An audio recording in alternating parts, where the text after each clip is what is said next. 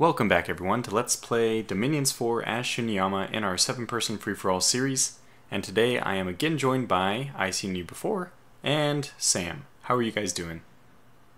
Doing good, and you? Sam, how are you doing? Doing good as well. I didn't want to spoil anything.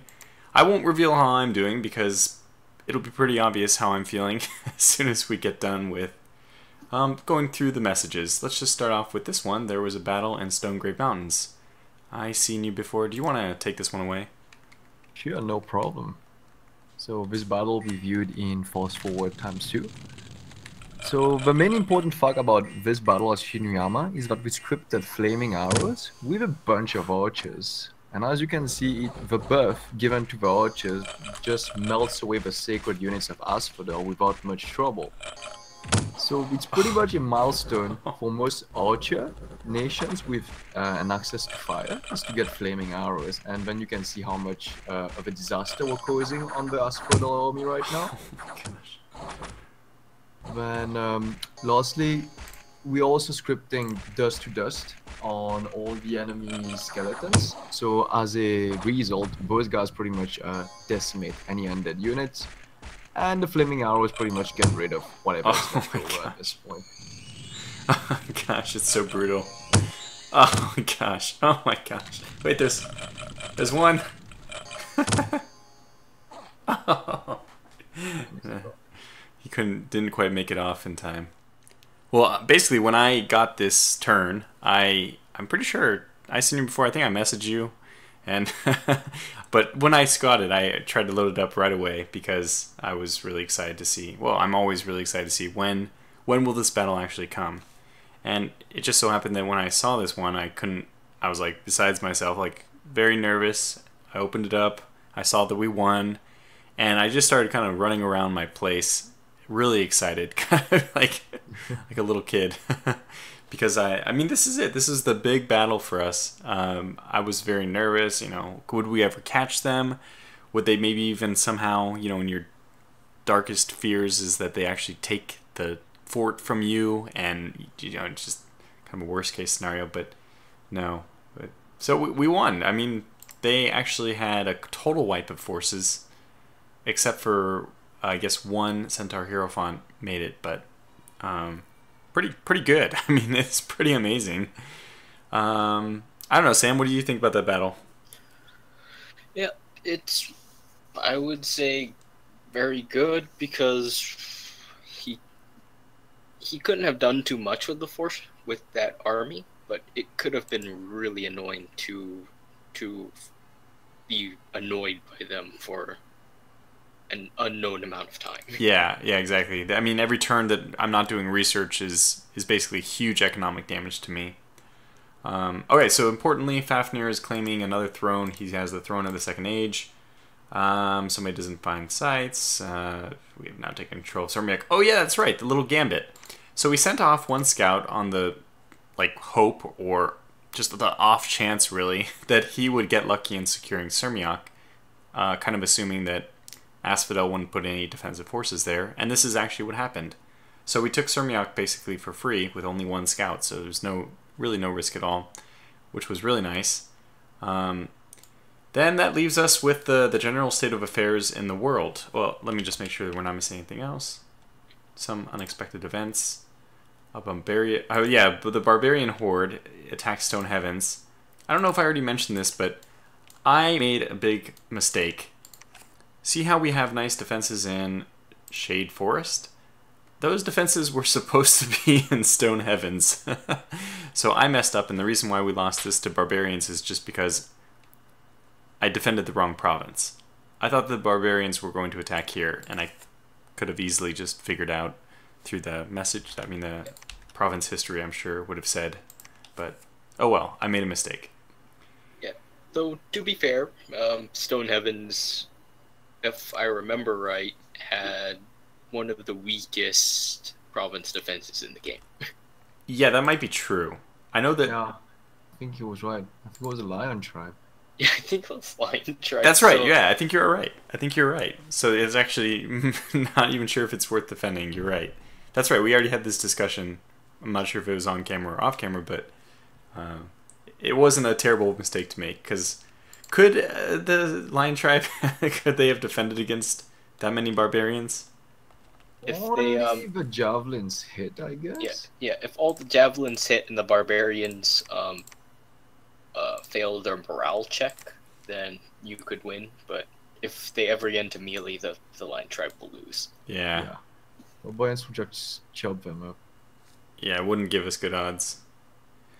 Okay, well, following the battle, we're now kind of splitting off to try to reconquer the little damage that Asphodel did.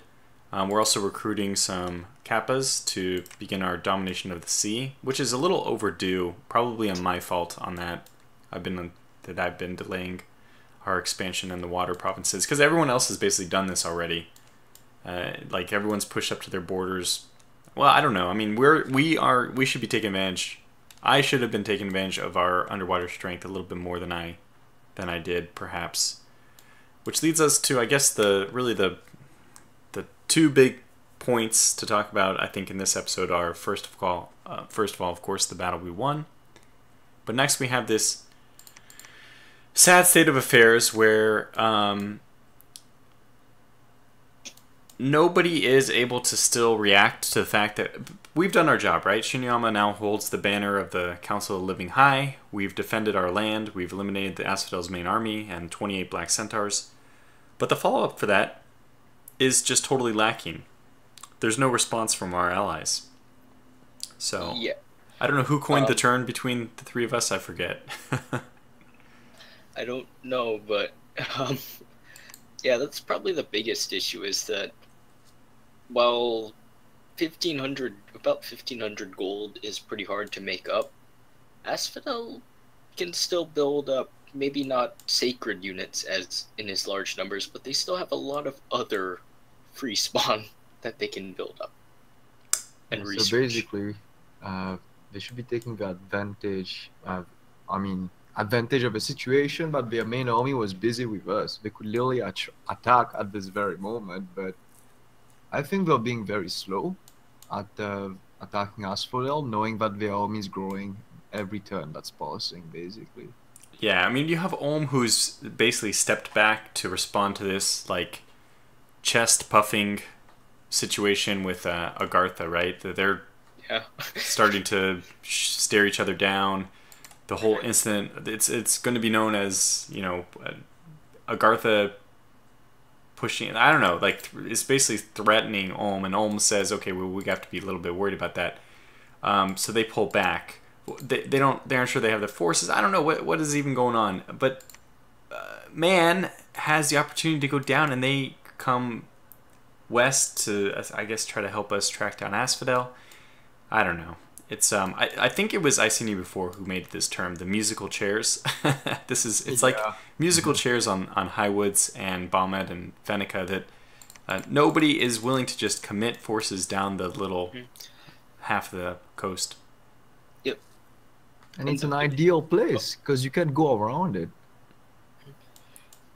And isn't capturing Asphodel's capital, isn't that like a lucrative enough prize to be worth?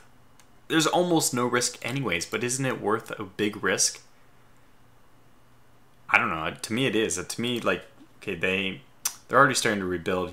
All this amount of time has passed, and yeah. But if they pushed in, Asphodel's capital is pretty weak with a palisades. Yeah. Palisades and lots of mindless infantry, which I think only give a 10th of the strength compared to living infantry. Huh. So they don't really they can't really protect their walls, so it would be the perfect time to actually attack them when their main army is out. Yeah, I'm so confused. Go ahead. The mindless is I think the mindless has a penalty at defending castles. Yeah, it does. So basically, like that 100, basically, say if 100 of those units were mannequins in that palisades, they would only, I think they only give like, it would only equal 10 soldiers. I see. Huh. Well, I mean, it's just defending the it's siege. even more reason. It's not a huge deal because even if did stall off with their strength, even if they were to have enough to stall off with their strength a little bit, I don't know. They can't. How are they going to reinforce this army anyway? It's just, I don't know. It just seems obvious to me that you march down, you take Asphodel, and I feel a little bit betrayed by our allies that they just aren't doing anything because we stood to lose. Okay, I think that looking at the results now, I feel like confident that, oh yeah, we were going to beat them the whole time. But that's not how I felt originally. And I thought that, they could beat us and we're risking a lot taking on Asphodel. Beat us, but honestly, I was just worried that we would be recovering from this rut into a few years in. So I was worried about that. But I'm also worried that just no one wants to commit. It makes me think maybe they're gonna backstab you sometime. Yeah, that's actually is kind of... I started to get really paranoid, actually. Like, okay, maybe man has an agreement with Asphodel, or... Yeah. You have to kind of dismiss some of these things, because you'll go crazy, at 2 o'clock in the morning, thinking... You'll go crazy, attack someone who is your friend, and then lose the game because of failed diplomacy. Right, yeah, we need to stay strong in diplomacy. I think this game is going to come down to diplomacy. Oh, but that does also remind me. Vanheim, they did take another throne, so they are up to 3... Well, they're up to 4 points. I guess that's not that big of a deal quite yet. Yeah. It is a bit worrying, though, because Vanheim is the Rush nation, so they definitely won't want to push. Yeah. And, I mean, okay, it's not that worrisome from a point standpoint, but from, like, a global throne influence or global throne control perspective, it's clear who's holding all the cards right now. Vanheim has... if you just randomly distribute the rest of the thrones to the various other nations, I mean, all the nations, Vanheim obviously has the best chance of rolling a 10 or more. What gems do the Throne of the Second Age give? Okay, what about the lower throne? It's just order, right? I mean, you have a lower throne, but Lower throne is... Oh, he gets Vanheim gets Bloodslayers. That's not good news. Yeah, that's not good news. He can there's a lot of nasty things Vanheim can do with Bloodslaves, actually. Including pushing his dominion onto others. Huh. Yeah, that's one of them. Yeah, I'd be a bit worried about Vanheim, definitely, because... Well, they're the front runner right now, right? I don't think anybody's so naive as to think that Vanheim, with their very large expansion in the beginning of the game, is not, like, currently leading the race. We're the aggressor. They'd like to see it that way, I'm sure. So I guess it will be interesting to see what develops between Ulm and Agartha because of the fallout with the council and all that, and the fact that Ulm is actually... I don't know. I'm trying to convince Ulm to push their army back down south because man has already pulled their army away. So again, the musical chairs, as I've seen you before, likes to call it, will continue, but hopefully, I don't care who it is at this point. I don't care if Agartha comes down and takes territory and goes on Asphodel, or if Vanheim comes over. I'm just... Actually, I do care. Vanheim, I wouldn't want to take Asphodel. Yeah. But anybody but Vanheim. Yeah, it's just frustrating because you really hurt them, but you don't see any way to actually, I guess, capitalize on it would be the best word. Yeah, I agree with that. I think that's true. So, man, I don't know. Maybe we don't have much more to say on this episode. Research and conservation. We've already set it all up, so we'll be doing enchantment now. We're trying to get to enchantment level 4. That'll give us the most important... 5. Oh, 5, sorry. Why? Oh, we're trying to do Horde of Skeletons. That's right. Yes. Yeah. Once we get that, then we're just gonna start going probably to construction or conjuration. And this term we're recruiting Kappas. Did I already mention how I've been slow to expand to the seas? I don't remember. Yeah, you mentioned that. Okay, Yeah, good. I think you did. Yeah. Okay. We had to redo this recording once because of something, so I don't know if I said it on this recording or the last time. Yes. So, yeah, speaking of which, this episode will be airing on the channel a bit delayed because, well, I mean, who cares why? The point is, we're back and we'll have these episodes out much more frequently or on time, so that's the good news.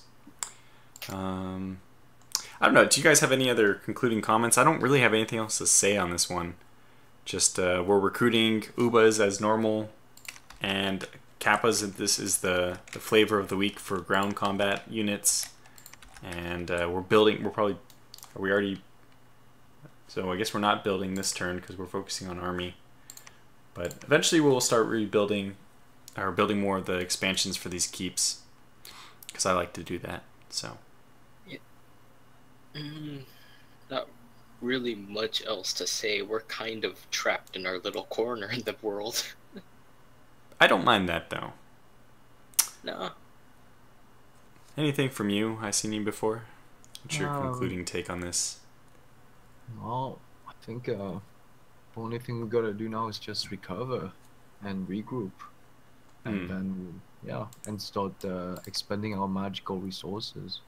Yeah, well, the good news is we'll have a lot of our Ubas, which were tasked with moving around with the army. They can now start researching next turn, and because we don't need our Ubas to, you know, retake these territories or take them or whatever the case is. So, and then we can probably start thinking about a counterattack. I mean, hey, if nobody else is going to go to Asphodel, you know who will? Shinuyama. So, I mean, yeah, I would be very surprised if we end up being the one who takes Asphodel's capital, but if we're the one who ends up having to do it, then so be it. We'll do it. The goblins have to do all the work in this. Yeah. I mean, the only other nation who I see doing a lot of heavy lifting besides us, I have to give them credit, is Vanheim. The elves. Vanheim is actually the ones doing a lot of work, you know? When they say they're going to go after Airmore, they go after Airmore, so. I kind of wish that Vanheim and I were in an alliance because you know things would get done. Unfortunately, Vanheim would probably win if that was the case, so. Yeah. All right, well, this is good. We'll call this episode to a close here, and we'll have enough time to jump in probably to for turn number 21 as well, both on the same video. So we'll see you back in a couple seconds for you and for turn 21. Welcome back, everyone, to Let's Play Dominions 4 in our 7-player free-for-all series playing as Shinuyama. This is turn number 21. Basically, this is probably going to be a pretty quick turn to pair with turn 20. All I really need to say is a little bit of the diplomatic background and then just keep you updated on how we're doing with things. We've had a pretty bad run of luck in terms of finding magic sites. So that's the majority of what the messages are about. We're starting to search for magic sites. Essentially, I Seen You Before has been counseling me that the main thing we're missing now, the main piece that we need to build up with moving forward, is getting more magic sites. That's his opinion, but as my trusted advisor, I believe him. So that's what I'll be doing. But first and foremost, let's just take back the territory from Asphodel that we just lost. And to continue the diplomatic I don't know, reports or what news we have on the diplomatic front. Agartha and Ulm are now at war. It's I've been in okay, Shinuyama has been in talks with Agartha. Shinuyama has been in constant talks with Ulm because Ulm has still been in the Council of Living. And what's happening is Ulm is, okay, they wish to help us in Asphodel. They do wish that. But they are saying that essentially they can't because Agartha is a bigger threat. This all precipitated because of the Might Marsh incident, as it will come to be known, which is just that Might Marsh became independent. I don't know, probably a rebellion or something. Who knows? Ulm lost control of it. Might have been related to not being able to move troops down there because they were occupied with Asphodel. The long story short is I don't know. Shinuyama has no idea why Might Marsh was not under the dominion of Ulm. Well, not just dominion, but not under the was it national borders or the military control? Because dominion, I guess, is the candles, but the actual flag is, where what your nation thinks it owns, what your nation, right? So Might Marsh became independent, and Agartha has just nothing better to do but to start gobbling up, as you can see they're now doing with the Black Gorge. We're talking about divvying up the lake over here. So they decided to take it. Now, Ulm took this as an immediate threat, and who knows what their mindset was. This is part of the reason why they decided to pull back. They obviously have just such a massive army here, easily capable of crushing Asphodel. Unfortunately, we can see that Asphodel's already building. They're back up to 130 units, all while nobody does anything. So I'm still putting... Shinuyama is still in talks with Man. We're putting pressure on them to attack because, well, I mean, we feel like we're carrying the lion's share of the burden right now. Having been... just having been invaded, and we had to set all of our researchers off to counter the army that was in here. So Man, Man and I are Shinuyama and Man are close allies. I'm trying to speak not in like out of character as Tortuga, but in character as the nation of Shinuyama, as Tortuga-san, etc. Because that's I think the main way that this game is fun to view, is this role-played viewpoint. So, Shinuyama and Man are close allies, I would say. Now note that Man has already kind of given off a vibe that it's hard for me to trust them well, just because I don't... I have a suspicion that they are very good with flowery phrases and well-written letters. Man, true to Man as we know him, us, humans, it seems like he'd be good at treachery. So I'm going to keep an eye on him. Shinuyama will keep an eye on him. But for now, I think we are truly the closest of allies, especially because Ulm has now kind of left. I thought it was Ulm, Man, and myself as like the ones looking on, while Agartha and Vanheim continued to gain a lot of power. Now, again, okay, so also just that this has been something that came up not on my channel, thank God, but on a different channel. Make sure that there's no spoilers. That means that any information you acquire from anybody's videos, you cannot report that to anybody. You can't, so I just want to make that note again, because it hasn't been a problem. I think everyone's actually been fantastic, and the comments are great. Thank you for those. Also, this is... apologize that this video will be getting out much later than it should have, but things should be rolling along much quicker now. So if this has been delayed like a week or two beyond the last one, it's just because Icy Knew Before and I have had some problems setting up recordings. I mean, this is why I'm starting to do a few of them solo, just because we have to get them out there. But okay, all that aside, back to the diplomacy thing. Might Marsh was taken by Agartha. Ulm felt this threat, and they responded by taking Might Marsh. It should be noted that when they took Might Marsh, Agartha, the first time, Man and Shinuyama, myself, put a lot of pressure on Agartha to back off, saying that, okay, it was independent, sure, but like in my role-playing way, I think I have it somewhere. Maybe I can... Okay, yeah, I have it here. The Goblins of Shinuyama will send our best investigators to explore the matter. It is a touchy judicial issue. Who has claim over land between neutral parties? At first glance, clearly he who gets there first. If the land was once occupied by the other party, does that hold any weight? Likely not enough to hold a claim. However, if the land is also in the capital circle, air quotes, of the other nation, this is nebulous ground. Our best and brightest are off to scour the legal documents for a precedent.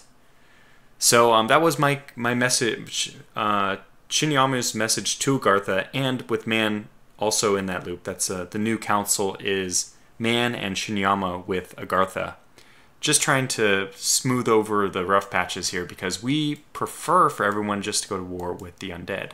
That's fully how I feel. Also, I feel like the people who are united against the undead won't turn against each other for a little bit longer, and that's good for us, I feel. So that was my message. That's kind of I won't be reading on camera direct quotes from these messages very often, but that was very appropriate because I wanted to for Shinuyama to convey that we can't really squabble over like Farron Mountains. This was taken by Agartha. I don't think that, man can ask for it back, but they don't have any claim to it. But Might Marsh, if you're gonna say anything is anybody has a legal claim to any land, I'd say that it's just the capital circle itself. So for us, all these territories, I think that these are just basically off limits to anybody without just completely going to war with us. There's like no way around it. So that's how I felt about Might Marsh, and I was trying to express that to Agartha. Unfortunately, Ulm acted before Man and Shinuyama had a chance to reason this point with Agartha, and Agartha kind of just decided, that's it. I mean, we've already had enough of Ulm as it is. So there's like blood oaths to the gods, well, to themselves, I guess, since we are the pretenders, right? Just saying that this Agartha is going after Ulm. That's it. So we're about to see a war pop out, so I'm trying to move my spies along with the army of Ulm because I'm sure that they're going to be heading north. They have nothing to fear from me right now, so that's not a huge concern. Ulm did ask to take Summerlands. Now, note that Summerlands is equidistant from my capital and Ulm's. So I didn't have to concede this, but I feel like that's kind of more Ulm's territory, and Ulm is probably a little bit down on territory right now, so I don't mind giving it up. I'm not a very good player in terms of cutthroat policies or like doing everything you need to do to win. I just don't care about losing sometimes. I have more fun playing the game than winning. So unfortunately, if people are watching and if you're rooting for Shinuyama right now, just maybe know that I'm not the kind of... I think Vanheim is. I have a feeling that Wadestar will do what needs to be done to win. I don't know if I am that kind of person. And hopefully my advisors will push me. I think that they will. I've seen you before. Will probably push me a little bit in that regard towards doing the necessary things. But, I mean, if it was just up to me, I'd be happy in my own little land. Just love and peace and everything. Because that's just kind of my style of play. Unless it's an artificial intelligence and that if it's actual other people, I guess I'm just too cautious about stepping on toes. I get so competitive in games that it's better. I try to avoid when I'm playing board games or video games. I try not to get as competitive as I normally do because I am a very competitive person in sports. So, okay, that whole thing, the Might Marsh incident, it's just basically ruined any semblance of the Council of Living continuing. Because now Vanheim has also said that they're going to step out. They're no longer. Actually, I'm not sure if it's this turn, if they've said this, but I'm a few turns in the future. That they might have said that next turn. It might even have been the turn after that. But nobody is really doing what they, Airmore is basically conquered by Vanheim. This is what Vanheim set out to do and has done. And now they're not going to necessarily continue to fight. In fact, although Fafnir is here, Fafnir is pulling back. Oh, I guess this is why I'm so silly. There's a reason why Vanheim is pulling back. Let's see it for ourselves. This is Airmore versus Vanheim at the siege. I'm going to play this one at normal speed, which means it's going to take a while, but it's hugely important. This is a game-changing event. And I'm so naive that we spent, like 12 minutes in turn 21 without talking about it. This is what defines turn 21. Everybody had scouts here. Everyone was watching this. So this is really, really important. I don't know if this sound... I hope the sound's not too loud. It doesn't look that bad. Because I have the volume up for the game, for my audio. Just because normally I have I Seen You Before and Sam commentating, But okay, so first moves the Knights of the Unholy Sepulchre from Ermor are making their move in the south, and this is actually important to follow these because they will. I mean, I think they're going to be important to the total battle going on. Might need to move it up to fast speed a little bit, but okay. Then also know that there's a lot of buffs from the mages present. There's the stone throwers. Where are the stone throwers? Are they? Is this them? What ones? There's no stone throwers, just the wet ones. Wet ones are just the mercenaries, so that I think it's obvious that they were sent in first, just because Vanheim can. Those are toss away. So I'm actually going to go up to 2 times speed. It just takes too long for all the undead to be created. We have a whole bunch of. Whoops, that's the Lich King himself. That's kind of fun to look. Is that him? Huh, there he is, the Lich King. So 10 death, 6 astral. Powerful dude. He could have died here. This could have been him. His death. 39 research. It's quite good. Yeah, he's immortal, so he'd be resurrected. Okay, anyways, let's just watch. Let's just let it go. So the huge vans, there's like 40 of them or so, huge amount of vans crashed against the wave of undead, and they're just going to start eliminating them, just pounding them away. Unfortunately, I think I kind of already spoiled the ending, which is sad, but... Fabors, just to increase the life, the supply of Vanheim, so that they wouldn't starve to death. Sieging Ermor proper, Ermor capital. And here goes the Vanheim. I mean, here go the Vans. So they're just going to start going into this cycle of attack. I'm going to go up to triple because it's going to take a while. Kill. But the spawn, just the numbers are huge, right? And you can see that the cavalry down here, they went and actually routed all the wet ones. So we can see that happening over here. So that was important as well. Now some of the secondary troops, the non-Vans from Vanheim, are routing. And now we're just basically going to watch this grind as the Vans try to eliminate the undead faster than they can be regenerated. So the animate dead is continually going on, and the Vans are trying to eliminate those. So, triple speed.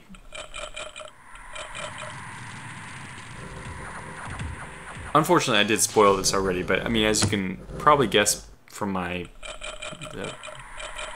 kind of way I'm announcing this, Vanheim is going to lose this, basically.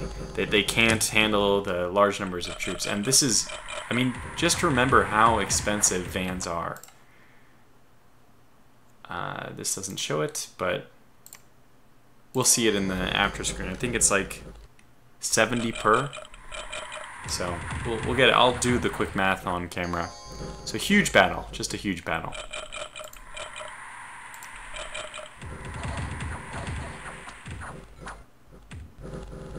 But I mean, they obviously eliminated a lot of Ermor troops, but the Ermor troops they eliminated were not that great. And there we go. They're starting to rout now. And look at all the ones that were trying to get away. They were all just crushed. So, and that's it. Ermor has successfully defeated the main army of Vanheim. Now do note that Vanheim has a massive amount of provinces. I think that this is not as huge of a defeat for them, like, from a nation standpoint. It's just a huge... I guess the biggest thing is that Ermor will not be eliminated, which is not good. So we look at this now. We go to the Van down here. They lost 37 of their 49, so they still have 12 survived, but these are each 70 gold. So we just do the quick math. 37 times 70 is something like 2,600 or so. I just did 40 times 70, which is 2,800, and took it down by a bit. I guess it's 2,880? No. 210. It would be 2790. 2790 is the full count of vans that have been lost. The money that they cost. So that's, I mean, that's 2,800. Or, yeah. It's basically 2,800. That's a lot of money of losses, but you can see that they did take down a lot. I mean, the Knights lost 3 of their 5. They lost a lot of these units. So when these kind of huge battles happen, it's just great for us. Any huge battle which happens is great. The battle in Toledo is nothing to talk about, really. There was a few free spawn there. We just eliminated them.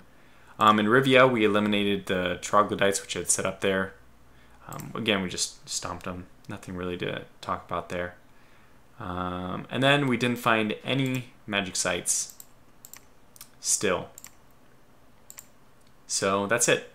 Birdie Bot has claimed the brass throne for those about to rock.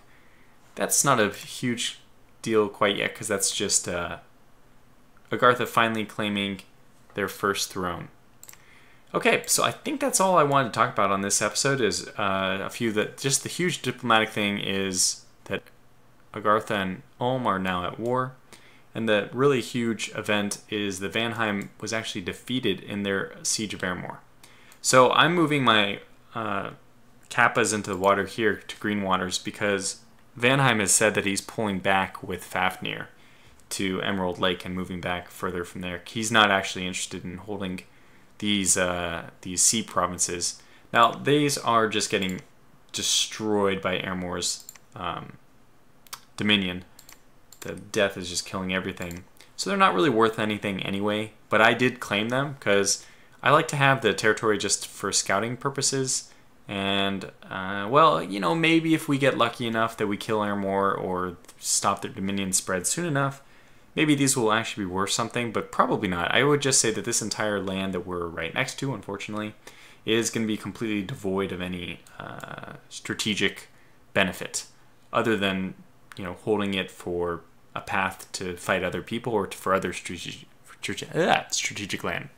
So, quite a long rambling this episode. Sorry about that, but 2 big things: Airmore defeating Vanheim, and Ulm going to, I don't know why I missed that thing from Vanheim. It's if you're one of those people who's following other people's series, I'm sure that everyone has focused on this a lot. So, but yeah, Vanheim has so much territory that it's going to be no problem for them to quickly recuperate those losses. The thing is, they're going to have to rebuild those vans though, so that might take a little bit more time. And I think that was if that hadn't have happened, if Vanheim had easily trounced Airmore, they would have been just so powerful. And that actually kind of makes this a little bit more of an even playing field. So I think most people would say that they were happy to see that. Okay, but I'm going to call this video to a close. Again, sorry about the rambling, and that was messy, not talking about Airmore first. But c'est la vie. So I'll see you back in the next episode where we'll pick it up for turn 22. Until then, thanks for watching and take care.